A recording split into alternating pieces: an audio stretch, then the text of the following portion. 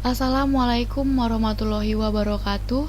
Shalom, Om Swastiastu, Namo Buddhaya, Rahayu, Rahayu, Rahayu, salam kebajikan, salam Pancasila. Saya Jemanika Rasdayani Brustepu dari Badan Pembinaan Ideologi Pancasila, peserta Latsar Angkatan 11 Kelompok 1. Dalam podcast ini, saya akan mempresentasikan minmap tentang wawasan kebangsaan dan nilai-nilai bela negara pada pembelajaran Agenda 1. Di sini saya akan menjelaskan definisi wawasan kebangsaan, sejarah bangsa Indonesia, konsensus dasar berbangsa dan bernegara, lambang-lambang negara, definisi bela negara, nilai dasar bela negara, dan implementasi bela negara sebagai ASN. Wawasan kebangsaan adalah cara pandang bangsa Indonesia dalam rangka mengelola kehidupan berbangsa dan bernegara yang dilandasi oleh jati diri bangsa dan kesadaran terhadap sistem nasional yang bersumber dari Pancasila, Undang-Undang Dasar Negara Republik Indonesia, NKRI, dan Bhinneka Tunggal Ika, guna memecahkan berbagai persoalan yang dihadapi bangsa dan negara demi mencapai masyarakat yang aman, adil, makmur, dan sejahtera. Sejarah bangsa Indonesia yang pertama kalinya pada tanggal 20 Mei 1908 oleh Budi Utomo. Tanggal 20 Mei untuk pertama kalinya ditetapkan menjadi Hari Kebangkitan Nasional berdasarkan pembaharuan Keputusan Presiden Republik Indonesia nomor 316 tahun 1959. Yang kedua, pada tanggal 28 Oktober sebagai Hari Sumpah Pemuda. Penetapan tanggal 28 Oktober sebagai Hari Sumpah Pemuda dilatar belakangi dengan Kongres Pemuda II yang dilaksanakan pada tanggal 28 Oktober 1928. Kongres Pemuda II sendiri merupakan hasil dari Kongres Pemuda I yang dilaksanakan pada tanggal 2 Mei 1926. Muhammad Yamin, seorang pemuda berusia 23 tahun yang saat itu menjadi ketua Jong Sumatera Nenbon, menyampaikan sebuah resolusi setelah mendengarkan pidato dari beberapa peserta kongres berupa 3 klausul yang menjadi dasar dari Sumpah Pemuda, yaitu kami putra dan putri Indonesia mengaku bertumpah darah yang satu tanah Indonesia. Yang kedua, kami putra dan putri Indonesia mengaku berbangsa yang satu, bangsa Indonesia. Kami putra dan putri Indonesia menjunjung bahasa persatuan, bahasa Melayu. Yang ketiga, Hari Kemerdekaan Indonesia pada tanggal 17 Agustus 1945. Tanggal 14 Agustus 1945 pukul 14, Syahrir yang sudah menunggu Bung Hatta di rumahnya menyampaikan pendapatnya bahwa sebaiknya Bung Karno sendiri yang menyatakan kemerdekaan Indonesia atas nama rakyat Indonesia melalui perantaran siaran radio.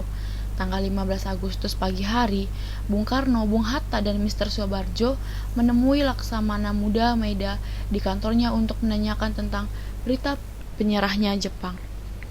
Pada tanggal 16 Agustus 1945, setelah makan sahur, Soekarni dan rekan-rekannya mendatangi rumah Bung Hatta, mengancam apabila Dwi Tunggal Soekarno-Hatta tidak memproklamasikan kemerdekaan Indonesia pada tanggal 17 Agustus 1945, 15 pemuda rakyat dan mahasiswa akan melucuti tentara Jepang.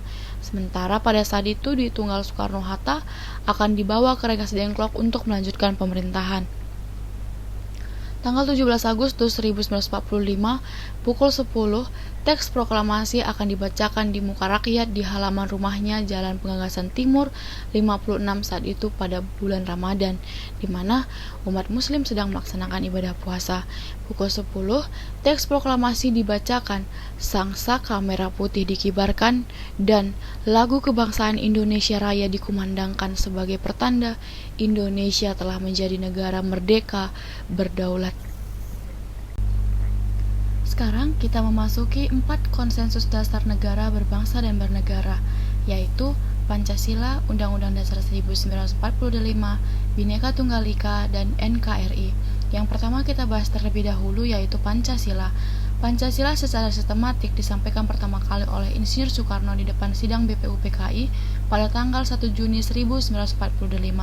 Oleh Bung Karno dinyatakan bahwa Pancasila merupakan filosofi Gondres atau suatu fondamen filsafat pikiran yang sedalam-dalamnya, merupakan landasan atau dasar bagi negara merdeka yang akan didirikan.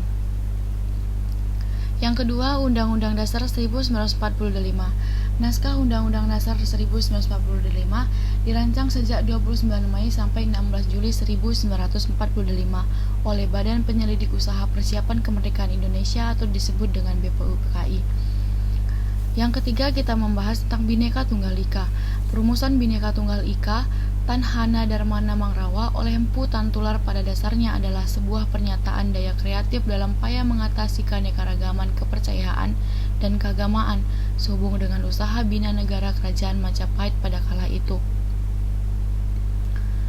Sementara dalam lambang Negara Kesatuan Republik Indonesia, Garuda Pancasila pengertiannya diperluas menjadi tidak terbatas dan diterapkan tidak hanya pada perbedaan kepercayaan dan keagamaan, melainkan juga terhadap perbedaan suku, bahasa, adat istiadat, dan beda kepulauan dalam kesatuan Nusantara Raya. Sesuai makna semboyan Bhinneka Tunggal Ika yang didapat diuraikan, Bhinneka Tunggal Ika berarti berbeda-beda tetapi pada hakikatnya satu. Selanjutnya pembahasannya, Negara Kesatuan Republik Indonesia. Tujuan Negara Kesatuan Republik Indonesia dalam sejarahnya dirumuskan dalam sidang periode 2 BPUPKI pada tanggal 10 sampai 16 Juli 1945 dan selanjutnya disahkan oleh PPKI pada tanggal 18 Agustus 1945. Adapun tujuan Negara Kesatuan Republik Indonesia dalam pembukaan Undang-Undang Dasar 1945 alinea keempat yaitu melindungi segenap bangsa dan seluruh tumpah darah Indonesia, memajukan kesejahteraan umum, mencerdaskan kehidupan bangsa, dan ikut melaksanakan ketertiban dunia berdasarkan kemerdekaan, perdamaian abadi, dan keadilan sosial Negara Republik Indonesia.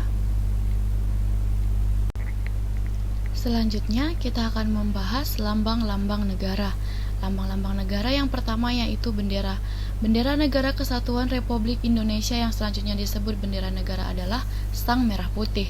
Bendera negara Sang Merah Putih berbentuk 4 persegi panjang dengan ukuran lebar 2/3 dari panjang serta bagian atas berwarna merah dan bagian bawah berwarna putih yang keduanya bagiannya berukuran sama.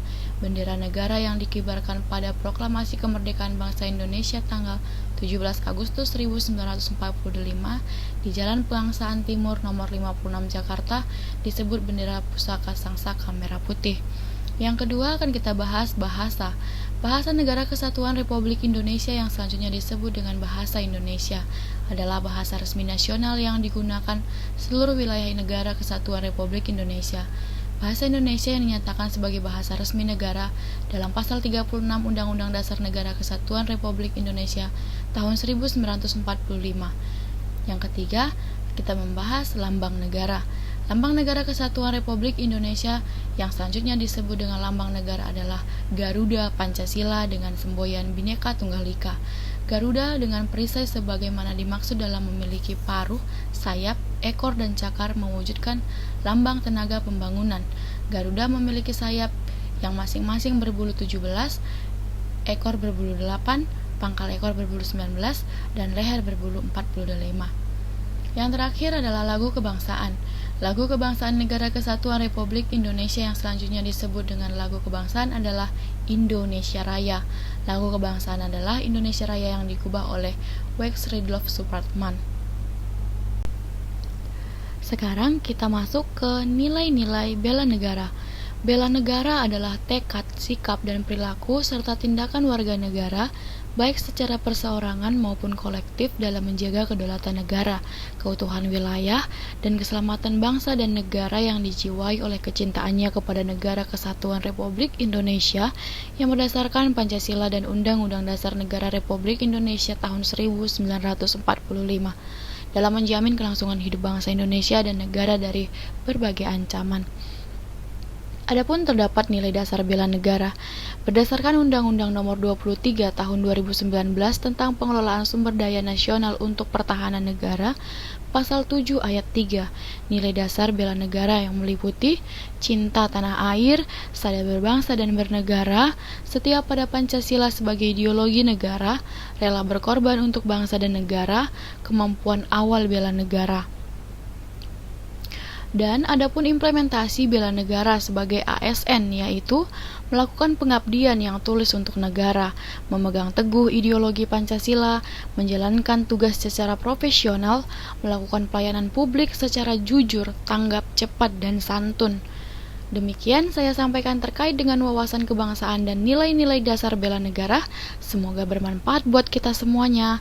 Terima kasih. Assalamualaikum warahmatullahi wabarakatuh. Shalom. Om Santi Santi Santi Om. Salam kebajikan. Salam Pancasila.